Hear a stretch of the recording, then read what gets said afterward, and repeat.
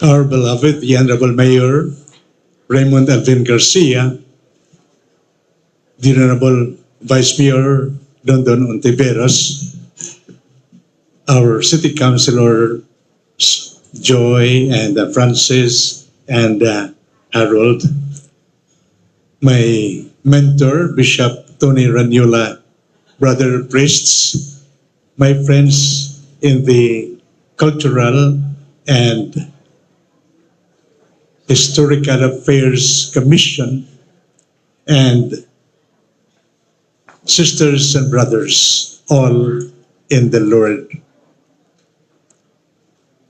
I would not imagine that an event like this, so meaningful, so significant and joyful to me, would happen this time. I never have any inkling that such a prestigious award would be given to me. And therefore, I take this occasion to really sincerely thank the city government and the Cultural and Historical Affairs Committee for the honor of conferring to me, and worthy as I am, this award. To all of you, daghan kaayong salamat. I'm very happy that Monsignor Roger in his homily pointed out that giving recognitions and accepting one is part of human life. And that's why even in the Archdiocese, we have been giving the Jubilee of Hope Awards to various individuals and institutions. I know the likes of Febrino had been in the commission and the late been so zealous in recognizing what many people have done to the community and to the church in general. And that's why we expect more award-giving nights to many people. However, when we think of the Rajah Humabon Award, the highest award, I thought someone else deserves better than me. No, but when I was trying to argue because I feel a little bit allergic, I said, no, Bishop, please accept it. It comes from the people who want to recognize what you have done. And again, I say thank you so much, of course, Mayor and the committee, and of course, London, for this meaningful, I would say heavy award. No, joking aside, very meaningful to me. And why do I at home with it now? Because when I think of Rajah Humabon, I know that the event that happened in his life made a cultural shift in Cebu, in the life of the Cebuanos. And what is that? It is the fact that when he was baptized, Cebu, which was of course even before already a promising province, gained a different perspective, namely the perspective of being, as Mayor mentioned very well, the cradle of Christian civilization. It is here where Christianity started because the first baptism was done in Cebu. It is in that perspective that I realize I have to accept it because it has to do with the shift of something in the culture of the people, and that something is the religiosity of Cebu. And being a bishop, I know what it means. The historical, cultural, religious perspective of Cebu from many angles. With that, and with my gratitude, I would like to qualify somehow this recognition because it appears like it is an honor for me, and Monsignor Rajah pointed out even my motto non nobis Domini, not to us, Lord, but to your name give the glory. The point of my qualifying this award is I do believe that we are all sons and daughters of our time. And when I come to Cebu, I come at the time when Cebu is about to celebrate many memorable, wonderful, great events. I came in 2010, but I was installed in 11. And that year, it was announced that the Visayan martyr Pedro Calungsod will be canonized. We know that in the year 2000, 44 martyrs were beatified. But when the announcement was made, we know that of the 44 martyrs, only Pedro Calungsod is being canonized a saint. If the first, I should say. And we know what it means. But the qualification I would like to make is why I know that the challenge is for me, but I also know that the invitation is for all of us. And that's what I would like to qualify because I will always remember when I made the announcement in January that come September, Pedro Calungsod will be canonized. The Cardinal Vidal, was seated by my side. He was sitting. And I told him, Your Eminence, I know that you are retired. But I heard from the Pope that because of your experience, because of your expertise, and because of your influence, could you please continue serving the church? And so I said, Eminence, may I request you, because of your expertise, because of your experience, because of your influence, could you be the chair of the Pedro Calungsod canonization? And the Cardinal was sitting immediately, he rose and said, I accept. And that's what I mean. When there are challenges, not only me, Cebuanos rise to the occasion, and now it is history. Thousands went to Rome for the canonization. And I will always remember the Cardinal Prefect telling me and the Cardinal Vidal, said, Your Eminence, of all the saints, 7 of them were canonized 21st of September. The most popular, pinakagwapo, magyod. The most popular was Pedro Calungsod. But how come that we are able to organize and to make wonderful events happen in Rome in a matter that so many admire and so many recognize? The answer is because of you, because of many Cebuanos who join hands in all of the preparations, for which I say, sometimes people honor me, but I said, no, all of us are there. That's the qualification I would like to make. After Pedro Calungsod was canonized, or even a little bit before, it was announced that Cebu will host the International Eucharistic Congress. It has been presented, of course, in the video presentation. Again, we know its implication. The last one that was held in the Philippines was 79 years ago. 79 years ago. In Manila, 37. And then 2016. We all know how many committees, thousands of committees. We all know how many volunteers. We could not name them all. But again, that spirit of the Cebuano, again come into play. And that's why, if I may use the favorite terminology of our friend Don Don, if I am the coach, I know that so many are members of the team, for which I say, it's not only me, it's we, the whole team. It's we, the whole community.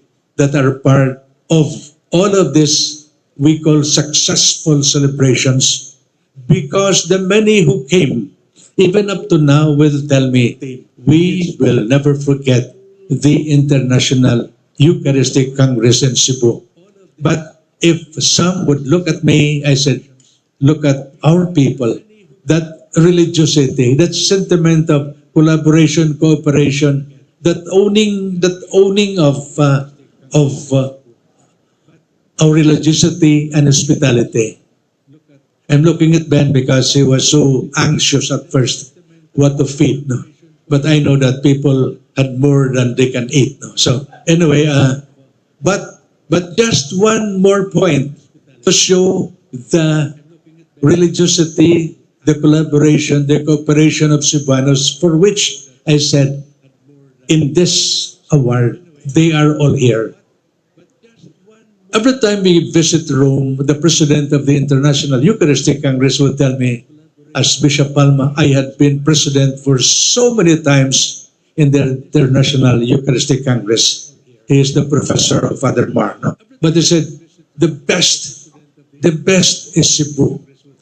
When we join that procession, I will always remember, the solemnity and the huge number of people.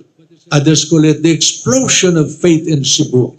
So many solemn profession. Bishop Dennis was there. He said, but Your Excellency, I know in Cebu there are, no. In Mexico, there are also many people. The Archbishop said, I know there are many people, but when they join procession, they just talk. But in Cebu, they sing religious songs, they pray, so solemn. That's what I mean, the impression that we give, and we are all in this. And that's why when you made mention of me, I said, all of us are there. No? And the many international events, Retreat of Praise, Charismatic Renewal, of course, even various seminars, Knights of Columbus, the ones that were presented. The good thing about Cebu is whenever there are requests for me to host international events in the region, national events, I never say no. I never say no. Why? Because they know that of the many possible hosts all over the country, they will always pick Cebu as number one host. Number one host in terms of accessibility, but even more importantly, in terms of hospitality, in terms of accessibility, in terms of the experience that they have, even in terms of practicality. They would tell us we have delicious food at much lesser prices. No? So as if I'm the one giving them privilege, but all I do is call the heads of the various committees and say, go to work, and they are there. No? And this is my point. No, this is my point. As if you honor me, but behind all of this, are the Cebuanos who had been serving, who had been doing so many things, who had been offering their love and services for the love of God. Of course, these are not just joyful celebrations. You made mention of COVID times. You made mention of times when there were typhoons. Again, we know what happened. The collaborative efforts, the desire to reach out to help feed, bring medicine, all of this you know better than me. But again, I'm just the coach. Don't. I'm just the coach. No? The players are very good. No? You're all very good. No? But it is me who received the reward. We cannot all of us go up the stage. No? So, so that's why I accept it for you, knowing that we deserve it. We deserve it. It is coming from the hearts of friends who know we are number one in the country, Cebu. We had been known, but again, I repeat, because of you. Because of you. I would like to end by underlining 2 points. One, what is my prayer? First of all, I would like to qualify it in the very privileged fact that when I was appointed bishop, one after the other, there were four Joses that were appointed in Panay. Me, Jose Palma; in Antique, Jose Romeo Lasso; in Calibo, Jose Corazon Talaok; and in Capiz, Jose Advencula, who is now a cardinal. No? All of us are assigned in different places. After some time, the others went back to their home province. Jose Corazon Talaok from Romblon went home to Calibo. Jose Romeo Lasso from Calibo went home to Antique. Jose Advencula from San Carlos went home to Capiz. And they were saying, Jose Palma is happily stranded in Cebu.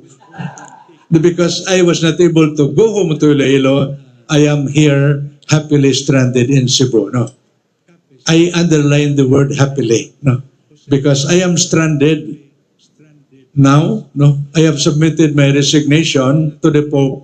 Incidentally, the Pope died. No, someone is telling me because you resigned, the Pope died. No, he referred to Pope Francis. No, but this new Pope, I know him. No, a mayor. No, because we were together in the same commission and culture and education. No, culture and education.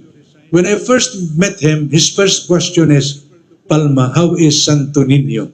Because he has been here in Cebu a few times. No, so I said, I ordained some of your priests. Next time around, I brought some mangoes. I wanted to give it to Pope Francis, but he was not there. So I gave it to Prevost, the Cardinal.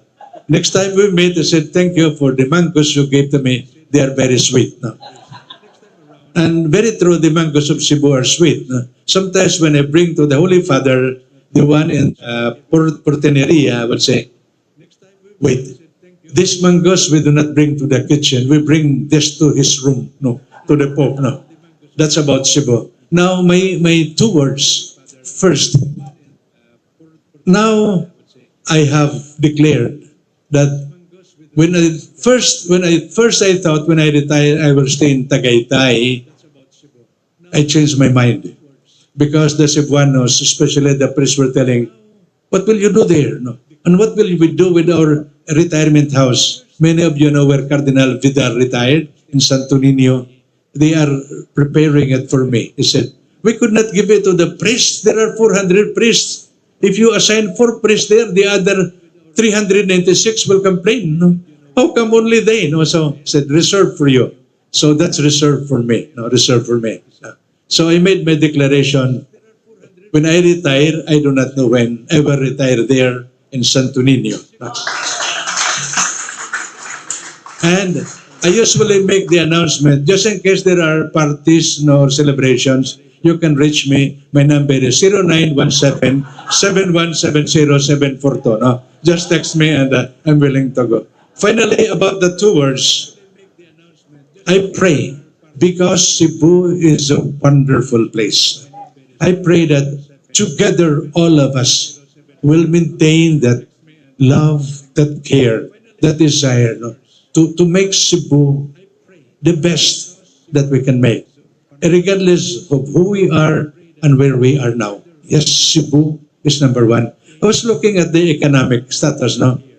The Iloilo is my hometown, but in terms of income, only 1/10 of Cebu. No, only 1/10. No, I know that. No, I checked. No, so but I love Cebu, even if I am an Ilonggo. No, my heart belongs to Cebu. Finally, you will tell me that because I am retirable, I have a long speech. No, no more after this. No.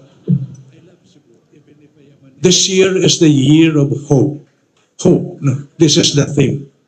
To hope is to believe that no matter what, there is always something good waiting for us, something good in the future. No. The hope is to believe that tomorrow will be better than today. No. And that will happen because we believe in the good Lord.